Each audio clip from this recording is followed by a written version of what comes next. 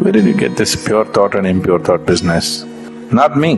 Whatever kind of thought you have, whatever thought you generate on your mind is only coming from the data that has already been fed into you, isn't it so? You can use it, permutations and combinations of it and produce million varieties, but essentially thought is coming from the data that has already been fed into you. If you go about sifting in the mind, what is pure thought, what is impure thought, oh, you will go. And if you're trying to curb the impure thought and produce pure thought, you've finished. All the things that these so-called religions told people are sins, they have become the full-time activity of human mind. If they had just left them alone, everybody according to his inclination would have gone where he has to go. Now it's not like that, it's painted in everybody's mind because they said this is a sin, do not think about it. Endlessly they're thinking about it. They're not even as free as dogs and cats are, human beings. Simply because somebody put this idea that there's something pure and impure. Whatever impure things you learnt at the age of 25, I do not know. I have not come in touch with anything impure in the world yet. I don't know where you came in touch with all these impure things in 25 years. I have not seen anything impure in this world, have you? Have you seen something impure? I have not seen anything impure in this world. There are different kinds of people with different kinds of problems and limitations and nonsense. I don't think it's impure. Process of purification. In different stages of purity, I see people. And first of all, this idea of pure and impure is a very sick idea. There's just life around you. There's only life around you. If you're labeling certain aspects of life as pure and certain aspects of life as impure, there is a serious problem.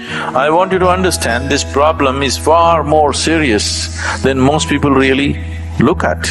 It is that serious. Right now, many religions and cultures on the planet have labeled the fundamental biology itself as impure, the basic biological processes themselves as impure. Sexuality is impure, a woman's menstrual cycles are impure.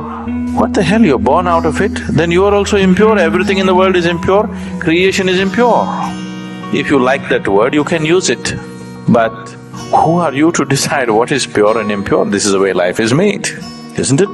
It all depends on how you do what you do, isn't it? With how much awareness you approach it. The same things can become beautiful, the same things can become ugly, depending upon who is doing it and how he is doing it, isn't it so? Something as simple as eating. Eating can be a beautiful experience, not just for nourishment. Even as an experience, it can be a beautiful experience. Somebody eats like this, we just look at that back. Everything can be done like this, isn't it so? Who is doing it? How it is being done, that's what makes the difference. So this prejudice as to what is pure and impure has destroyed this humanity in such a bad way. Pure thoughts and impure thoughts, oh, if you sift through this, you've finished. All thoughts are just junk. Essentially, they're coming from the limited experience of past. These thoughts are useful for your survival process. You picked up some amount of information, you want to survive in the world, this information is useful.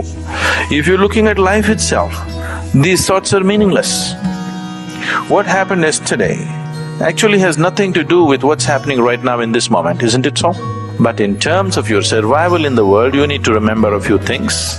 You need to use your old knowledge to earn your living on the planet.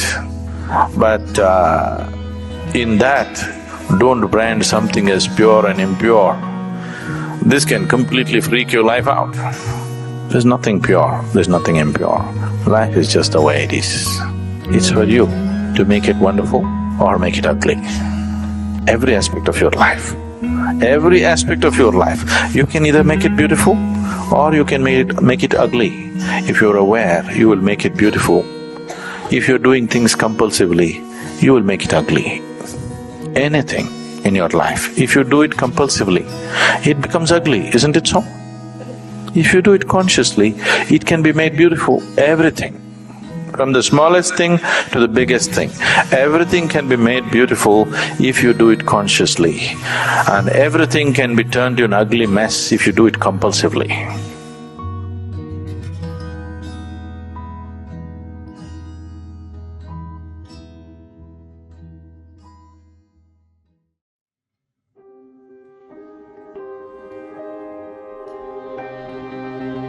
Eating, sleeping and procreation. These are the three things which are common in both animals and humans. This is what all animals do all their life: eating, sleeping and procreation. Their whole life consists of nothing but these three things, right? What is it then which makes humans so special on this planet? What is it then that differentiates humans from animals? It is the phenomenon of thoughts.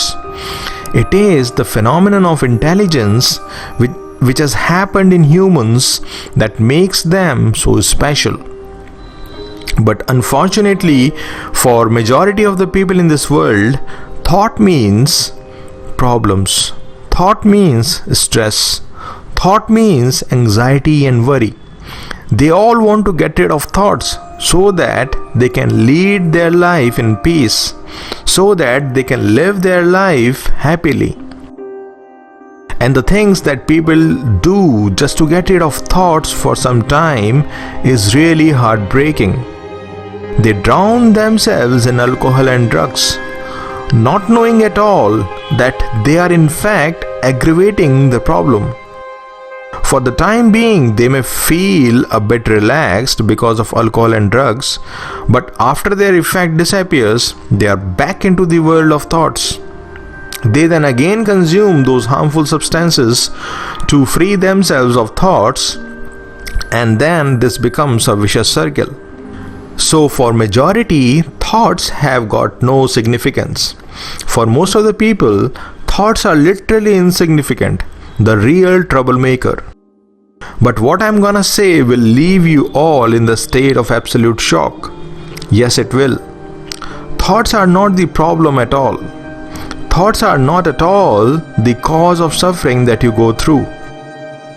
Most of the people consider thoughts as a curse upon humans. But I'm telling you, thoughts are not the curse, but the blessing of the universe upon mankind. It is like the benediction. The arising of thoughts in humans is not a small thing. It's a big, big event. And why is it so? Because it has taken millions of years of evolution to bring humans to this point where they can know who they really are beyond the human form. Without thoughts, this would have been an impossible task. Without thoughts, you wouldn't have known your true divine nature. Thoughts are like a tool. A tool has no power of its own. It's how you use it that makes it what it is, right? You can use a knife to cut a fruit, and the same knife can cut you if you don't know how to use it. Tell me, is that the fault of the knife if it cuts you? You can't lay any blame whatsoever on the knife if you hurt yourself with it. Similarly, it's not the thoughts that hurt you. It's not the thoughts that make you suffer. It's your inability to use this tool called thoughts that make you suffer. All the physical comforts that you are experiencing right now in your life are the result of thoughts only. Be it your house, your car, your sofa, your bed, your TV, and the gadget on which you are hearing this talk. Everything you see in this world is the result of thoughts only. You can use the thoughts to create comfort for yourself, and you can also use the thoughts to create suffering for yourself. It's totally up to you. And spirituality helps you in dealing with the thoughts in the most effective manner. Spirituality tells you how you can use thoughts to experience the peace within. how you can use thoughts to live your life happily. And unless you harness this raw power of thoughts within you, it will be literally impossible for you to go beyond suffering and experience the eternal peace. You then cannot lay any blame upon someone for your suffering.